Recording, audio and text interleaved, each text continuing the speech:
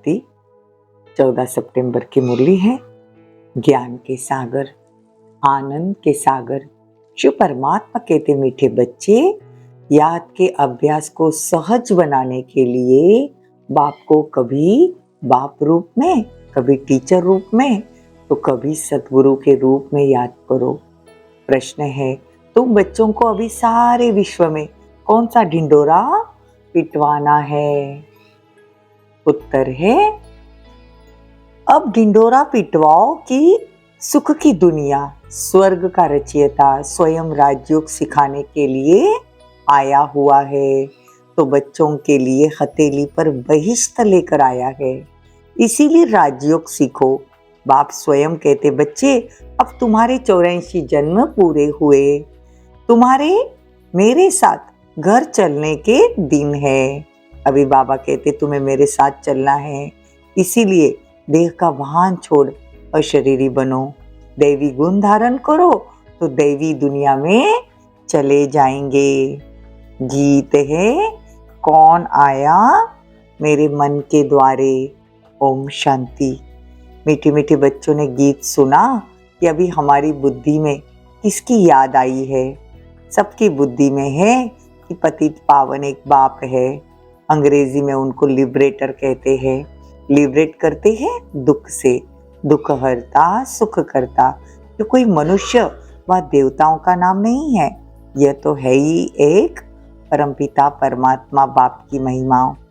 पतित पावन ऊंचते ऊंच एक है, पतित पावन परमपिता परमात्मा, जिनका ऊंचा नाम है, जिनका ऊंचा ठाव है, मतलब रहने का स्थान। तुमको निश्चय है ये हमारा बाबा है। शिव बाबा को ही बाबा कहेंगे। शिव निराकार है, वो हमारा बाप टीचर सतगुरु है। देखो आज सतगुरुवार है ना, तुम्हारा तो सतगुरुवार रोज है। सतगुरु रोज तुमको पढ़ाते हैं और वो तुम्हारा बाप भी है। तो यह निश्चय होना चाहिए, उनको सर्वव्यापी नहीं कहेंगे, तुम्हारी बुद्धि में है। यह तो बुद्धि में निश्चय रहना चाहिए। जिसको कोई भी रूप में याद करो, बुद्धि तो ऊपर की तरफ जाएगी ना। तो गाते भी है ज्ञान का सागर, तो ज्ञान का सागर माना ज्ञान सुनाकर सतगति करे। लक्ष्मी नारायण को यह ज्ञान नहीं है। जो बापों का बाप है, पतियों का पति है, गुरुओं का गुरु है, सब उनको याद करते हैं, साधना करते हैं ना। तो बाप कहे कि उस समय एक ही राज्य था, 5000 वर्ष पहले आदि सनातन देवी देवता धर्म का राज्य था ना। तो उस समय एक ही राज्य था, सुखधाम था ना, पवित्रता सुख शांति सब थी। उनका नाम ही है स्वर्ग, हेवन। हेवन के अगेंस्ट क्या कहेंगे? हेल। देखो स्वर्ग के अगेंस्ट नरक। तो ये बुद्धि में रखना है, एक ही बेहद के बाप को ही याद करना है। सतगुरु राजयोग सिखाते हैं, पावन दुनिया में ले जाते हैं। तो बाप समझाते हैं, भारत अभी पतित है, आत्मा परमात्मा अलग रहे बहुत काल। तो बाबा कहते आत्मा और परमात्मा 5000 साल अलग रहे। तो सुंदर मेला बना दिया जब सदगुरु मिला दलाल। तो दलाल कौन है? ब्रह्मा बाबा। दलाल के रूप में शिव बाबा मिल गए। तो ये 84 जन्मों की कहानी है। 84 लाख का चक्र तो होता नहीं। तो बाप कहते हैं कि मैं हेवनली गॉड फादर हूँ, वैंकुट की स्थापना करता हूँ। कृष्ण नंबर 1 प्रिंस है, वो सतो प्रधान है। तो बाबा कहते तुम बच्चे जानते हो अभी श्री कृष्णपुरी स्थापन हो रही है, वहाँ एक ही देवी देवता धर्म की स्थापना होती है। मतलब वहाँ एक ही देवी देवता धर्म होता है, बाकी हर एक धर्म का शास्त्र अभी अलग अलग है, वो द्वापर से आते हैं। तो बाप कहे कि बच्चे 5000 वर्ष का चक्र भी पूरा हो गया। देखो गुरु नानक को आए 500 वर्ष हुए, ये 4500 वर्ष के बाद आकर सिख धर्म की स्थापना होगी। तो हम आदि सनातन देवी देवता धर्म स्थापन करते हैं, फिर और ही नंबरवार आकर धर्म स्थापन करेंगे। तो ये चक्र फिरता रहता है। तो बाबा कहे और कुछ भी याद ना आए तो बाबा कहे कि बच्चे अल्फ और बे को याद करो। तो बाबा कहते हैं कि मेरा रहने का ठिकाना निर्वाण धाम है, आत्मा भी निराकार तो परमात्मा भी निराकार, तो निराकारी दुनिया में सब रहते हैं। सूक्ष्म वतन में मूवी है, वो है जैसे कि वहाँ एक भाषा है जो वहाँ समझते हैं, समझकर डायरेक्शन ले आते हैं सूक्ष्म वतन से। देखो कितनी वंडरफुल बातें हैं। मूवी, टॉकी और साइलेंस। टॉकी कहाँ है? यहाँ पे। मूवी सूक्ष्म वतन और साइलेंस परम धाम। 3 धाम है ना। तो पहले मूवी बायोस्कोप भी थे, फिर उनमें से किसी को मजा नहीं आया तो टॉकी कर दिया। बायोस्कोप मतलब पिक्चर्स। तो सूक्ष्म वतन में सिर्फ ब्रह्मा विष्णु शंकर है, समझाया जाता है। ऊंचते ऊंच परमपिता परमात्मा जो साइलेंस वर्ल्ड में रहते हैं और हम आत्माएं भी वहाँ की है। तो पतित पावन तो एक ही सदगुरु है। कहते परमात्मा सबको कब्र से निकाल ले जाते हैं।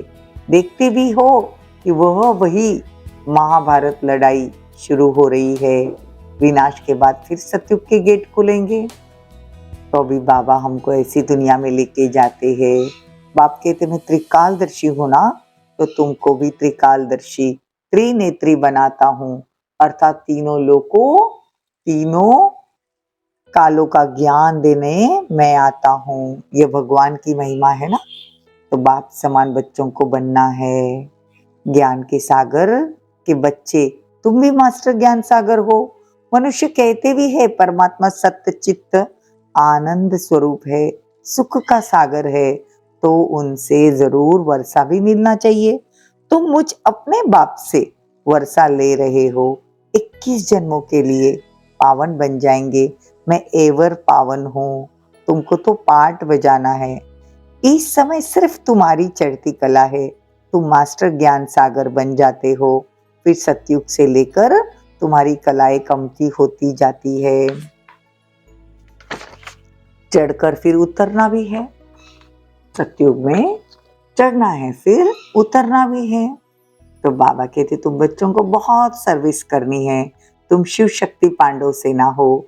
पतित दुनिया को पावन दुनिया बनाने में मदद करना है। तुमको ही वंदे मातरम कहते हैं। पतित को कभी वंदे मातरम नहीं कहेंगे। बाप आकर शक्ति दल द्वारा गुप्त सर्विस करते हैं। तुम डबल अहिंसक हो, राज्य लेते हो, परंतु कोई हथियार आदि नहीं है। पवित्र रहते हो। यह सब है डबल अहिंसक।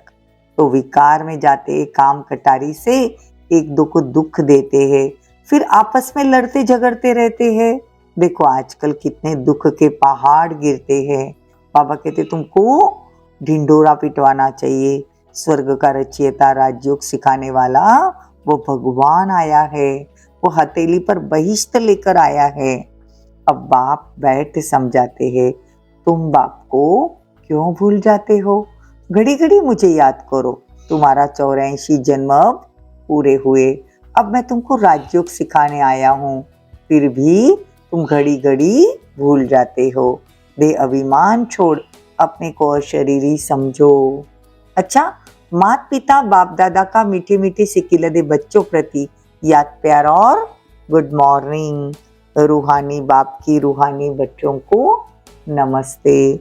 हम रूहानी बच्चों की रूहानी माता पिता बाप दादा को याद प्यार, गुड मॉर्निंग, नमस्ते, थैंक यू, बहुत बहुत शुक्रिया।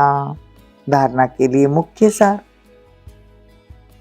बाप समान त्रिकालदर्शी त्रिनेत्री त्रिलोकी नाथ बनना है। बाप की महिमा में स्वयं को मास्टर बनाना है। देखो डबल अहिंसक बनना है। किसी भी विकार के वशीभूत हो हिंसा नहीं करनी।